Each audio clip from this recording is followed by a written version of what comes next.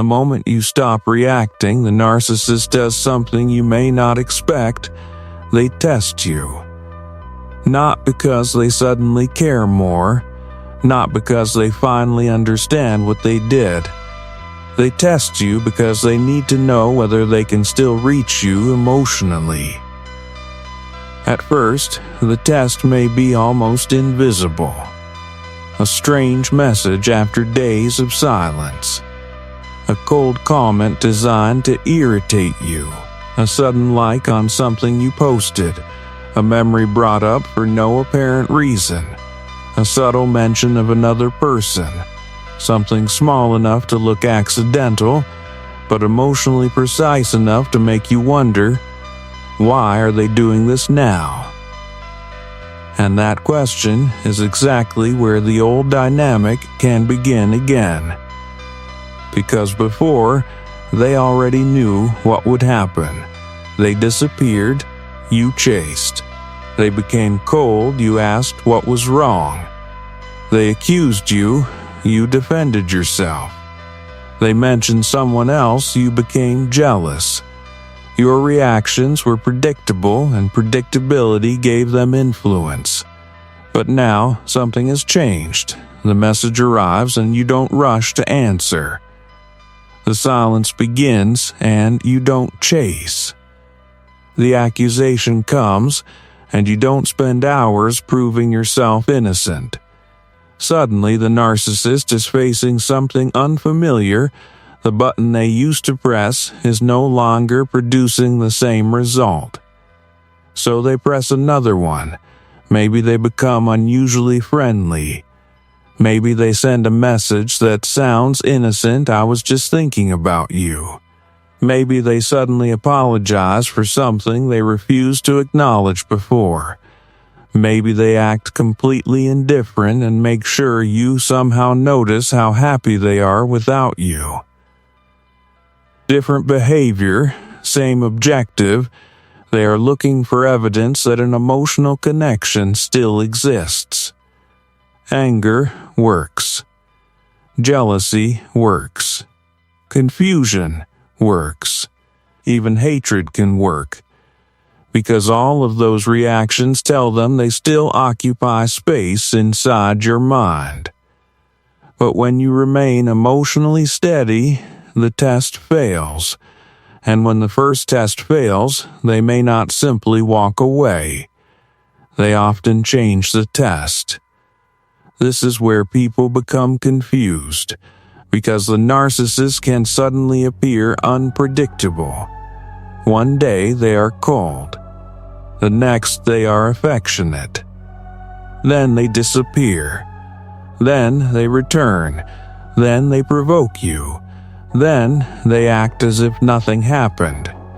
But underneath those contradictions is one question they are trying to answer: can I still make you react?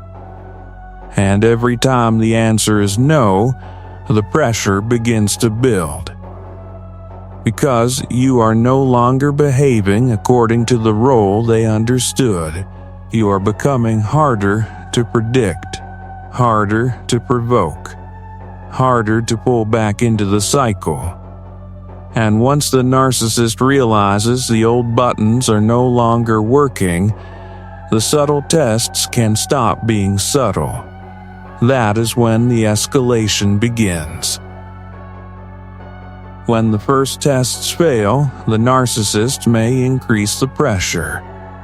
What was subtle becomes harder to ignore because they are no longer simply testing whether you will react. They are searching for the reaction that still works. If silence doesn't make you chase, they may try jealousy. If jealousy fails, they may try guilt. If guilt fails, they may become unusually affectionate. And if affection fails, anger can appear. The tactics change because the objective remains the same. They want evidence that they can still affect your emotional state. This is why the escalation can feel so confusing. The person who ignored you yesterday may suddenly tell you how much they miss you today. The person who refused to apologize may suddenly say exactly what you once begged them to say. They may bring up memories, promise they have changed, or speak about the future as if the damage between you never happened. For someone who spent months waiting to hear those words, this can be incredibly powerful. You may think, maybe this time they finally understand. But watch what happens when the tenderness does not produce the expected response. Sometimes the mask changes immediately. Warmth becomes frustration. The apology develops conditions. I'm sorry, but you hurt me too. The nostalgia becomes guilt. After everything we had, you're really going to throw this away? And if that still doesn't work, they may reverse the entire story. Suddenly, you are called. You are cruel. You are selfish. You changed. You abandoned them. This reversal serves an important purpose. If affection cannot pull you back, guilt might. And if guilt fails, they may reach for something even more provocative. A new relationship suddenly becomes highly visible. A photograph appears where they know you might see it.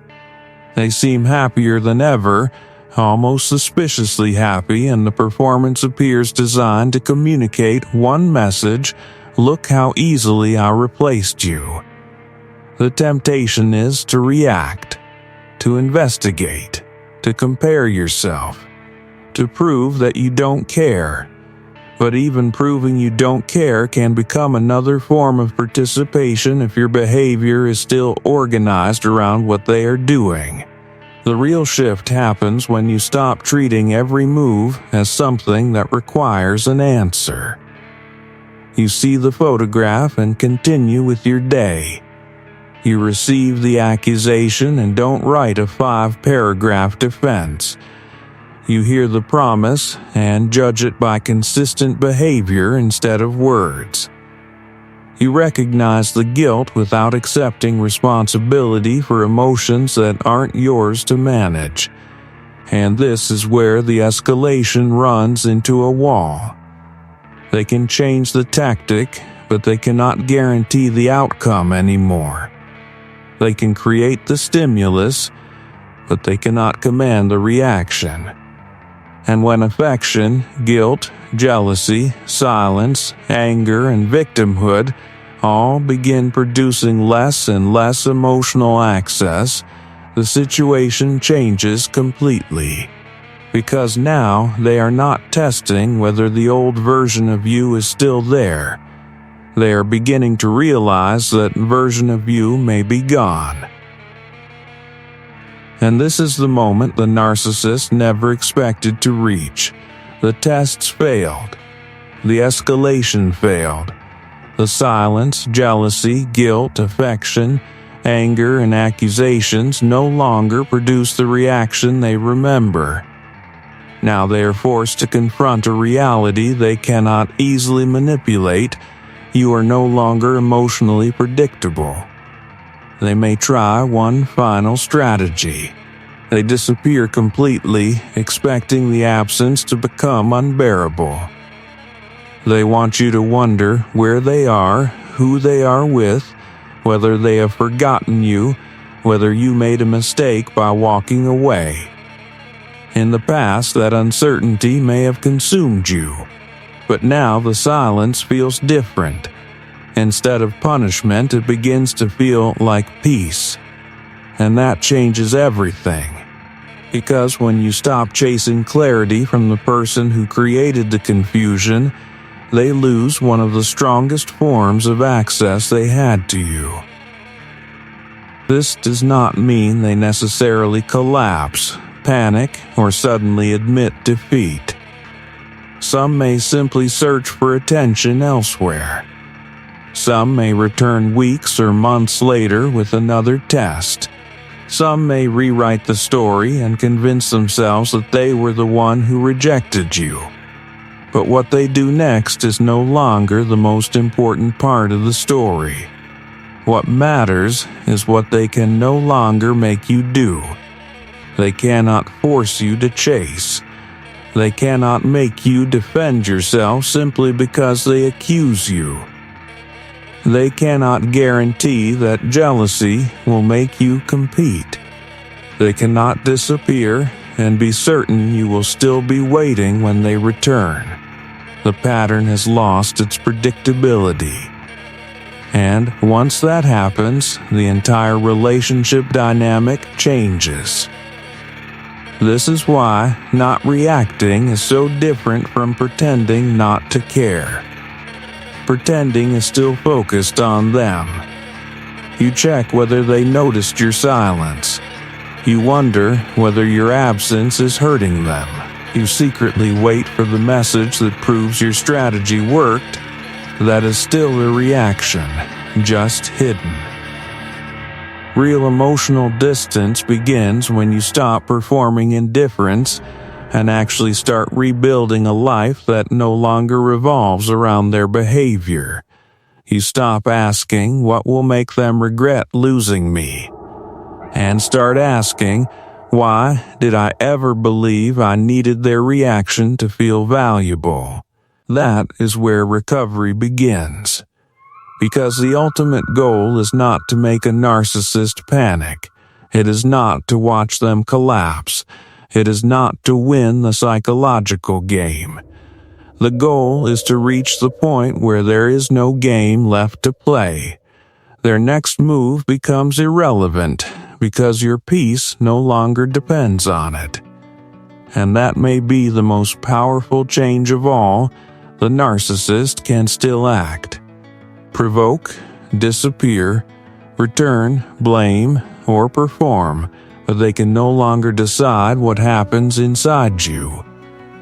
If this video helped you understand what happens when you stop reacting, subscribe to The Inner Shadow, like the video, and share it with someone who needs to recognize this pattern. And tell me in the comments, what was the first tactic that stopped working when you stopped reacting? Because the moment their tests stop controlling you is the moment you realize the person who changed the most was never them. It was you.